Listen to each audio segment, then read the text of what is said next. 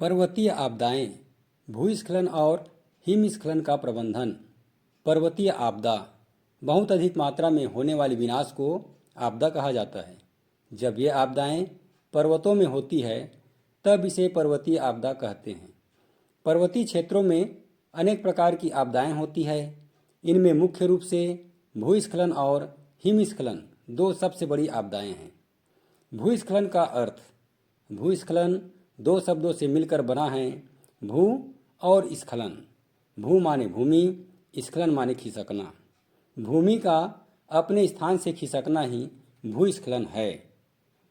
परिभाषा: पर्वतों में धराती हलचल, पृथ्वी के गुरुत्वाकर्षण बल एवं अन्य कारणों से मिट्टी, मलबा, पत्थर, चट्टान अपने स्थान से कटकर ढलान पर नीचे की ओर खिसक जाते हैं तो उसे भूस्खलन कहा जाता है। भूस्खलन एक प्राकृतिक आपदा होती है जिसमें बहुत अधिक मात्रा में जन धन की हानि होती है। भूस्खलन अचानक या धीरे धीरे हो सकता है। यह पर्यावरण और मानव जीवन के लिए बहुत हानिकारक होता है। भूस्खलन से सड़कें कटकर ढलान क्षेत्र में नीचे की ओर गिर जाते हैं जिससे यातायात बाधित हो जाती है। यात्री कई दिनों तक पहाड़ों के बीच में फंसे रहते हैं। कारण: भूस्खलन के लिए मुख्य रूप से दो कारण उत्तरदायी होते हैं। पहला प्राकृतिक कारण, दूसरा मानवीय कारण। प्राकृतिक कारण: पहला, अत्यधिक बारिश। लगातार अत्यधिक बारिश होने से मिट्टी में पानी की मात्रा बढ़ जाती है जिसके परिणाम स्वरूप बारिश का पानी मिट्टी और चट्टान की पकड़ को कमज़ोर कर देती है जिससे मिट्टी, चट्टान, मलबा, पत्थर नीचे की ओर धंसकर गिरने लगती है। ज्वालामुखी विस्फोट: ज्वालामुखी विस्फोट से उत्पन्न राख और मलबा जो ढलान पर जम जाते हैं और भार को बढ़ा देते हैं जिससे पहाड़ों की मिट्टी, चट्टान कंपन के साथ नीचे ढलान की ओर खिसकने लगती है। तीसरा, भूकंप।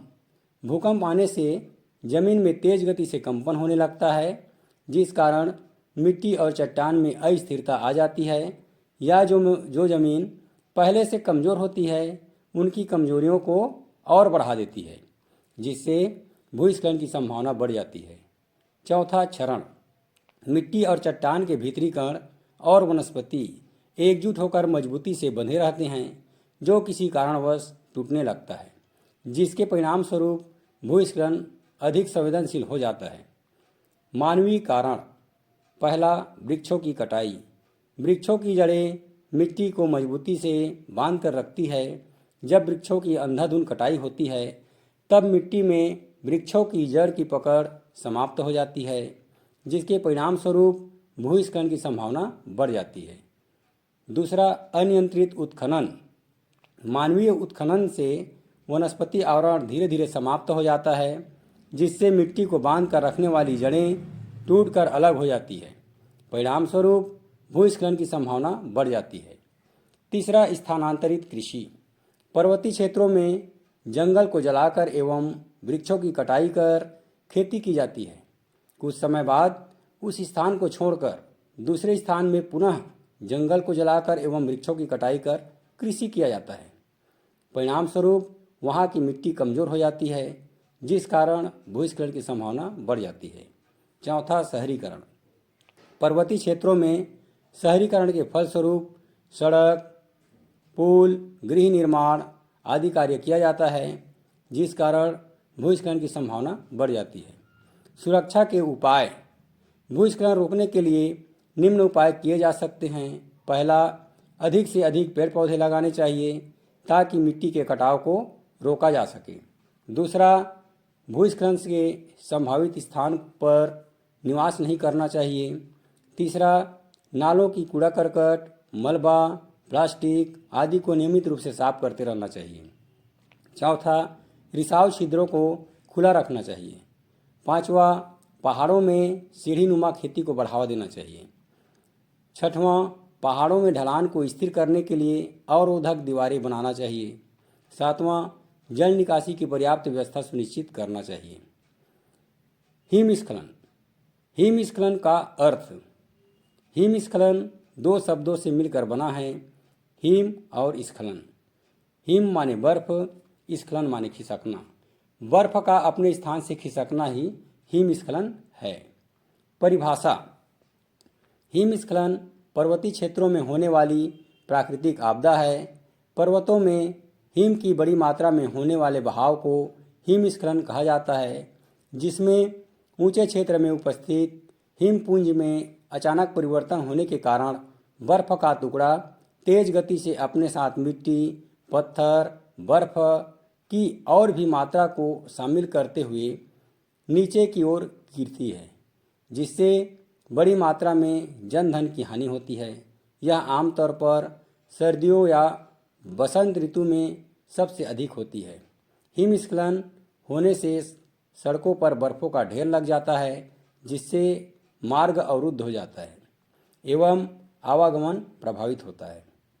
कारण: हिमस्खलन के लिए मुख्य रूप से दो कारण उत्तरदायी होते हैं। पहला प्राकृतिक कारण, दूसरा मानवीय कारण। प्राकृतिक कारण: पहला, बर्फबारी। हिम पर्वतीय क्षेत्रों में एक ही स्थान पर तेज गति से भारी बर्फबारी होती है, परिणाम स्वरूप हिमस्खलन की संभावना बढ़ जाती है। दूसरा, अत्यधिक तीव्र ढलान। हिम पर्वतीय क्षेत्रों में ढलान की स्थिति अत्यधिक तीव्र होने के कारण बर्फ की पकड़ कमजोर हो जाती है।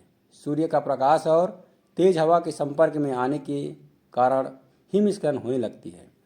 तीसरा, आंतरिक हलचलों का होना। पर्वतीय क्षेत्र में भूकंप, ज्वालामुखी एवं अन्य कारणों से आंतरिक संरचनाओं में हलचल होने के फलस्वरूप हिमस्खलन की संभावना बढ़ जाती है। मानवीय कारण: पहला, शीतकालीन खेलों का आयोजन। पहाड़ी इलाकों में शीतकालीन खेलों के आयोजन के दौरान खेल मैदान बनाने के लिए पेड़ों एवं हिमखंडों को काटा जाता है, जो हिमस्खलन का कारण बनता है। तापमान में वृद्धि। पेड़ों की अंधाधुंध कटाई एवं औद्योगिकीकरण के फलस्वरूप कार्बनिक पदार्थों का अत्यधिक उत्सर्जन होने के कारण तापमान में वृद्धि हो रहा है, जिससे हिमस्खलन की संभावना बढ़ जाती है। तीसरा, पर्यटन। हिम क्षेत्रों में पर्यटन को बढ़ावा देने के फलस्वरूप मानवीय हस्तक्षेप बढ़ जाती है, जिससे हिमस्खलन का खतरा बढ़ जाता है। चौथा, बाहरी घुसपैठ। शत्रु सैनिकों की घुसपैठ के दौरान बमबारी एवं आधुनिक हथियारों का उपयोग करने के फलस्वरूप हिमस्खलन की संभावना बढ़ जाती है। सुरक्षा के उपाय: पहला, हिम क्षेत्रों के अत्यधिक ढलान वाले स्थान में जाने से बचना चाहिए। दूसरा, पेड़ रहित ढलानों से बचना चाहिए। तीसरा, अधिक से अधिक पेड़ पौधे लगाने चाहिए। चौथा, खतरे वाले स्थानों के आसपास निर्माण कार्य नहीं करना चाहिए। पांचवा, हिमस्खलन बचाव के उपकरण हमेशा अपने साथ रखें और लगातार इसका उपयोग करते रहना चाहिए। छठवां, हिमस्खलन वाले स्थानों में जाने से बचना चाहिए। भूस्खलन और हिमस्खलन में भिन्नता: पहला, भूस्खलन में मिट्टी, चट्टान, पत्थर का टुकड़ा खिसक कर नीचे की ओर गिरता है, जबकि हिमस्खलन में बर्फ का टुकड़ा नीचे की ओर गिरता है। दूसरा, भूस्खलन में सड़कों पर मिट्टी, पत्थर कटकर यातायात को बाधित करती है, जबकि हिमस्खलन में सड़कों पर बर्फ का ढेर लगने के कारण आवागमन अवरुद्ध हो जाता है। तीसरा, भूस्खलन में मिट्टी का स्खलन होता है, जबकि हिमस्खलन में बर्फ का स्खलन होता है। आपदा के बाद पुनर्स्थापन: पहला, आपदा के बाद तुरंत बचाव कार्य किया जाना चाहिए ताकि जान माल की हानि कम से कम हो सके। दूसरा, लोगों को सुरक्षित स्थान पर पहुंचाकर चिकित्सकीय सुविधा प्रदान किया जाना चाहिए। तीसरा, आपदा प्रभावित क्षेत्रों में खाद्य सामग्री, पानी, दवाओं की आपूर्ति सुनिश्चित करना चाहिए। चौथा, आपदा प्रभावितों को यथासंभव आर्थिक मदद कर पुनर्वास में सहयोग करना चाहिए। पांचवा, जिन्होंने अपना घर खो दिया हो उन्हें आपातकालीन आश्रय प्रदान करना चाहिए।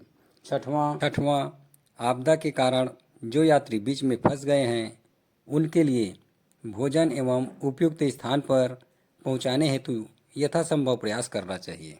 धन्यवाद।